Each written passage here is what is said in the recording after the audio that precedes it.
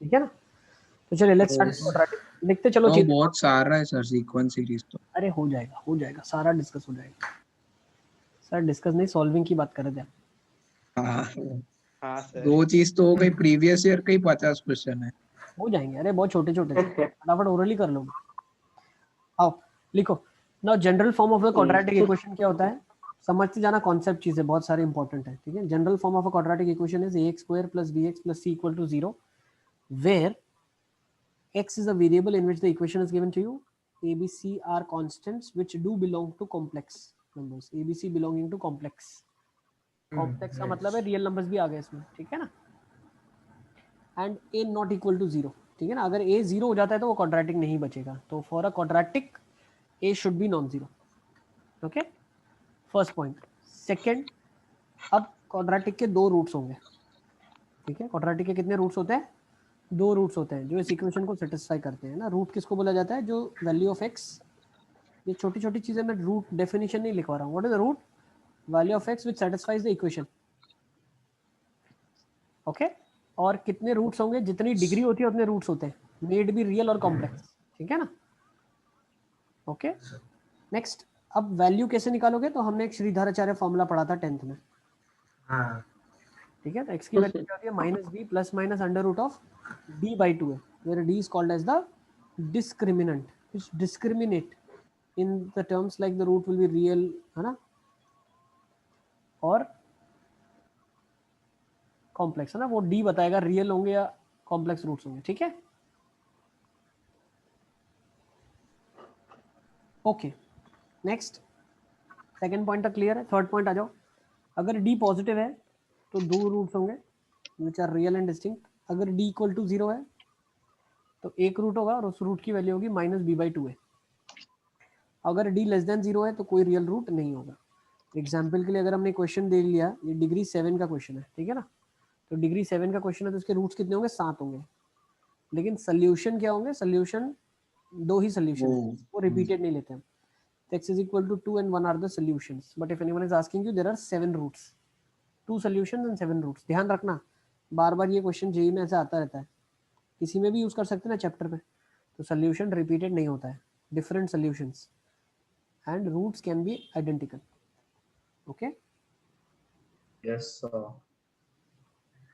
तो इसका डी 0 से बड़ा नहीं होगा ना, इसका डी 0 से बड़ा होगा ना इसका बेटा, रूट्स अगर एग्जिस्ट कर रहा है तो मतलब फिर सब डिस्टिंक्ट होना चाहिए ना, अगर डी अरे 0 से क्वाड्रेटिक बड़ा है थोड़ी ना है बेटा, क्वाड्रेटिक थोड़ी है, क्वाड्रेटिक थोड़ी, डिग्री 7 है। ये डिस्क्रिमिनेंट तो क्वाड्रेटिक तक ही सीमित है, क्वाड्रेटिक के बारे में b² - 4 इसी की बात हो रही है, ठीक है। चला जाए, आगे चल सकता हूँ मैं। Let's take next, fourth. कहीं पर भी डाउट आता है तो मुझे रोकना आप, ठीक है ना। फोर्थ देखो, A x square plus B x plus C को मैं लिख सकता हूँ फैक्टराइज फॉर्म में, ए कॉमन ले लिया, X square plus B by A X plus C by A. ऐसा लिखने का पर्पस क्या है, इसको हम कंपेयर कर सकते हैं बेटा, when alpha beta are the roots of the equation I can compare it with x minus alpha x minus beta factorize form में। तो यहाँ से हमें रिलेशन मिलता है, याद है 10th में निकालते थे, what is sum of the roots minus b by a, what is product of the roots c by a, okay. Okay next, अब देखो, ओके अब एक और एग्जांपल हमने लिया है कि अगर कोएफिशिएंट्स अलग है, ठीक है ना, लेकिन दोनों क्वाड्रेटिक इक्वेशन आपस में बराबर है, वो कब होगा, जब सारे के सारे कोएफिशिएंट्स बराबर हो जाए, ठीक है, सारे के सारे कोएफिशिएंट्स बराबर हो जाए आपके, okay. When I am saying two quadratic equations are equal and the coefficients have to be equal.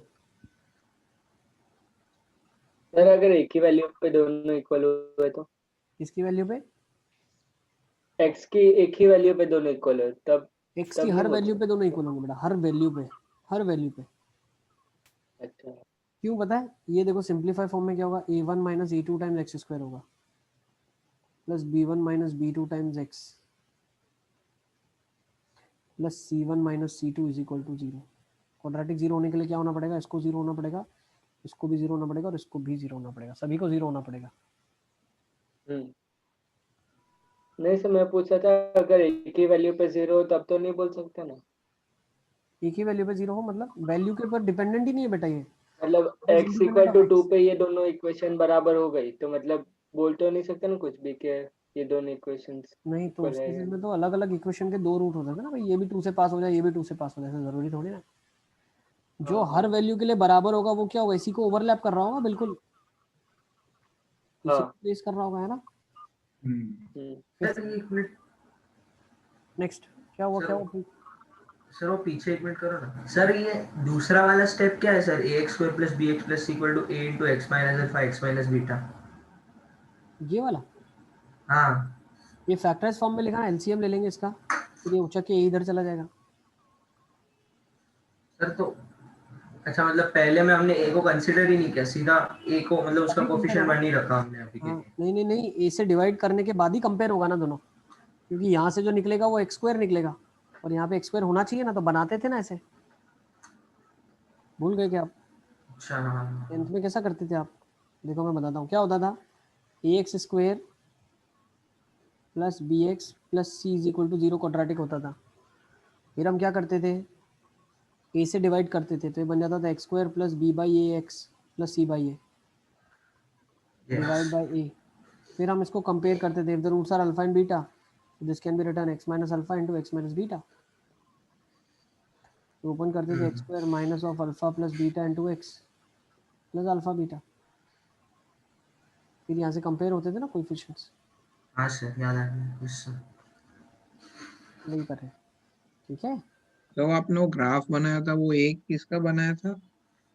Quadratic का ग्राफ था, वो सीखेंगे अपन, क्वाड्रेटिक के ग्राफ को इसी में सीखेंगे अभी। अभी इतना ज़्यादा टेंशन मतलब सब मैं बताऊंगा, सिर्फ अभी थोड़ी बहुत नोट्स लिखते चलो चीज़ें जो है। Now if the quadratic expression where a b c are constant is not referred as quadratic, ये बहुत इंपॉर्टेंट है। जब उसको क्वाड्रेटिक की तरह रेफर नहीं किया गया है, सिर्फ इक्वेशन दे दिया, तो आपको उसको दो तरीके से सॉल्व करना पड़ेगा। Case 1 where a is 0 and case 2 where a is non zero, ठीक है। सिमिलरली इफ इज सेटिस्फाइड, अब एक और चीज़ ध्यान से देखो, ये पहला नोट था। दूसरा, अगर A x square plus B x plus C equal to 0 X की 2 से ज़्यादा वैल्यू के लिए सेटिस्फाई हो रही है, मतलब एक्स की 2 से ज़्यादा वैल्यू सेटिस्फाई कर रही है ना, क्वाड्रेटिक को एक्स की 2 से ज़्यादा वैल्यू सेटिस्फाई कर रही है, तो वो हमेशा ही 0 होगी। Is it clear? If a quadratic is satisfying for more than two distinct values of x, then the coefficients themselves will become 0. Coefficient ही 0 बन जाएंगे। अगर कोएफिशिएंट 0 बन गए तो 0 into anything plus 0 into anything plus 0 is equal to 0। तो फिर आप x की कोई भी वैल्यू डालोगे सब चलेगी। ओके यस तो एक मिनट लिख। लिख लो। अच्छा, तो ऐसे क्वाड्रेटिक एक्सप्रेशन को क्या बोला जाता है मालूम है? ऐसे क्वाड्रेटिक एक्सप्रेशन को बोला जाता है identity in x. Identity in वो तो एक्स। क्वाड्रेटिक बचेगा ही नहीं ना, मतलब वो उसका सिग्निफिकेंस ही क्या है फिर? हाँ ठीक है, नहीं क्वेश्चन एक बनाते हैं ऐसा जिससे हमें आइडेंटिफाई करना होता है कि ये आइडेंटिटी है या नहीं है। आइडेंटिटी का मतलब क्या है? जो एक्स की 2 से ज़्यादा वैल्यू सेटिस्फाई करे क्वाड्रेटिक, ठीक है। सर यस यस बेटा आदम। सर ये आपने अभी जो ये वाला बताया ना, मतलब A is equal to B is equal to C, तो सर उसमें हमने किया क्या? नहीं नहीं नहीं, हमने कोएफिशिएंट्स को 0 से इक्वेट कर दिया। हमने बोल दिया कि भाई ये क्वाड्रेटिक 0 हो रही है अगर एक्स की 2 से ज़्यादा वैल्यू के लिए, तो ए भी 0 होगा, बी भी 0 होगा और सी भी 0 होगा, तभी सेटिस्फाई करेगी। सर पर होगा ही नहीं ना 2 से ज्यादा वैल्यू। होगा, दिखाऊंगा ना, क्वेश्चन दूंगा ना मैं, तुम लिख तो लो, मैं दूंगा ना क्वेश्चन। हाँ सर। यस बेटा। अगर 2 से ज्यादा वैल्यू के लिए कोई स्पेसिफिक आंसर है, जैसे कि एक्स की वैल्यू 1 2 3 तीनों के लिए आंसर 4 है, तब भी बोल सकते हैं। हाँ बिल्कुल बोल सकते हैं। एक्स की वैल्यू अगर 1 2 3 4 के लिए आए तो बोल सकते हैं, हाँ, क्योंकि क्वाड्रेटिक कभी भी एक लीनियर को 2 ही पॉइंट पे काटेगी। अगर 3 पे काट रही है तो उसकी वैल्यू ही वो है। मतलब अगर x इज इक्वल टू 1 डालूँ, फिर x इज इक्वल टू 2 डालूँ, फिर x इज इक्वल टू 5 डालूँ, तो आंसर मेरे को 5 ही मिल रहा है, तो वो एक्सप्रेशन की वैल्यू ही 5 है। सिर्फ 1 to 5 पे नहीं, हर जगह ही 5 होगी क्वाड्रेटिक एक्सप्रेशन की हाँ तो वैल्यू सी 5 की है। वैल्यू 5। समझे? हाँ सर तो ए और बी 0 हो जाएंगे। यस ठीक है। When you are getting this expression as let's say 5, ठीक है, तो 5 कब आएगा? हमेशा x की 2 से ज़्यादा वैल्यू के लिए 5 आ रहा है, तो ये 0 होगा, ये भी 0 होगा और c सीधा 5 बोल सकते हो आप, c 5 ही रहा होगा, ठीक है। चलिए चलें आगे। देखो इसी के रिलेटेड एक क्वेश्चन मैं देता हूँ आपको। लो, मान लो ये क्वेश्चन है, आपको शो दैट करना है कि वैल्यू 1 होगी।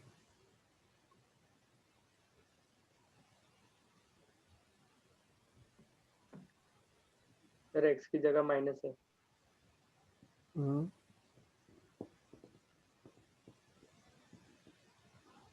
x की जगह माइनस है, माइनस b माइनस c। देखो मान लो इसने 1 नहीं दिया होता है ना, हमें 1 की जरूरत ही नहीं थी, हमें बोलता कि find its value, find value, ठीक है ना। मान लो कुछ ऐसे चेंज कर दिया हमने, फाइंड वैल्यू बोला, शो दैट हटा दो, तो क्वेश्चन आपको अच्छा लगेगा, ये वैल्यू द क्वेश्चन, हो गया find the value of this,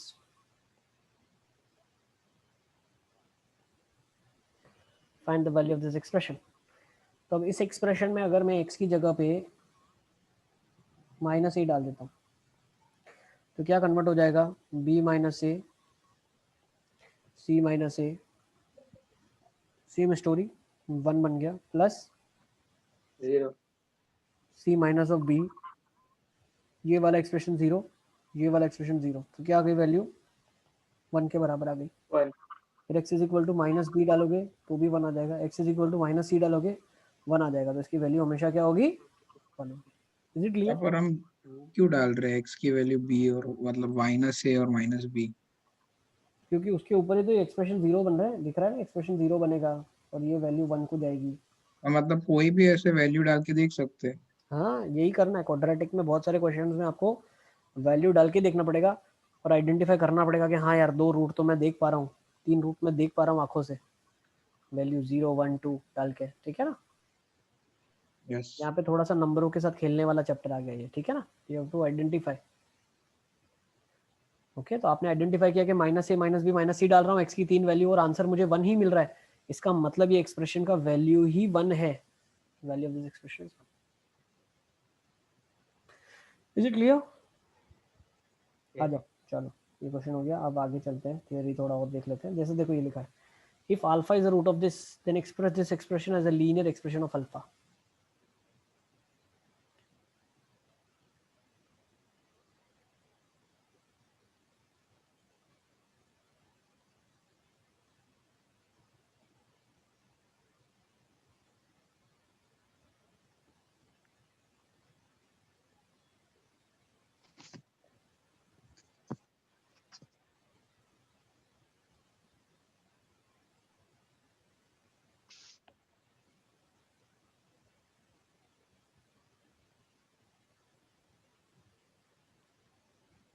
sir एक मिनट।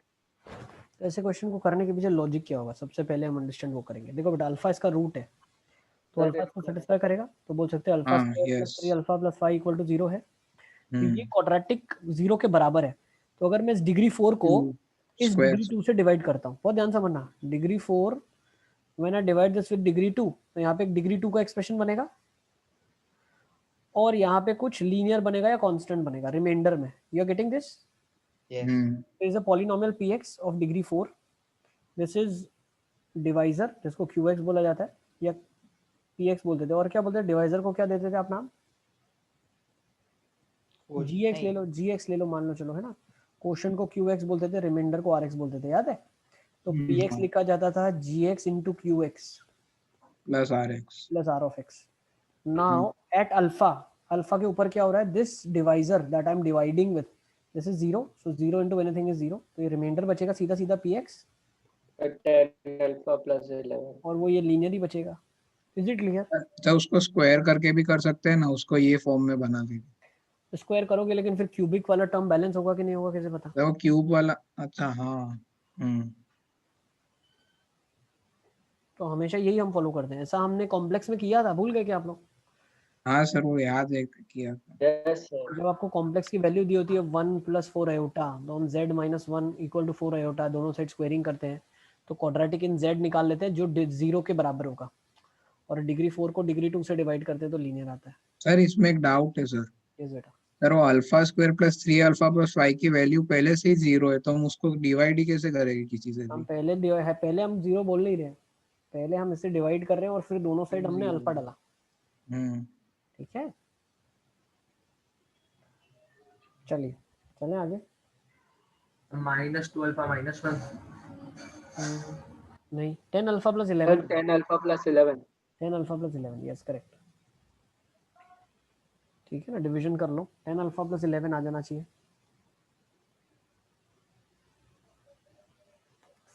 कर लोगे ना इसको कर लेना एक बार ठीक है ना देखो ये भी एक क्वेश्चन देख लो an equation is satisfied for two values of x ठीक है ना that is called as an identity अरे ठीक है स्क्रीन शेयरिंग भी स्टॉप हो गया ठीक है चलो 2 मिनट 5 मिनट का तो ब्रेक आप लोगों को भी चाहिए नेक्स्ट टाइम डिस्कस करेंगे क्वाड्रेटिक को ठीक है ना यस सर यही से ओके यस सर किसी को कुछ लिखना बाकी है शेयर करूं क्या स्क्रीन नहीं सर नहीं सर हाँ सर लिखना है किसी को बाकी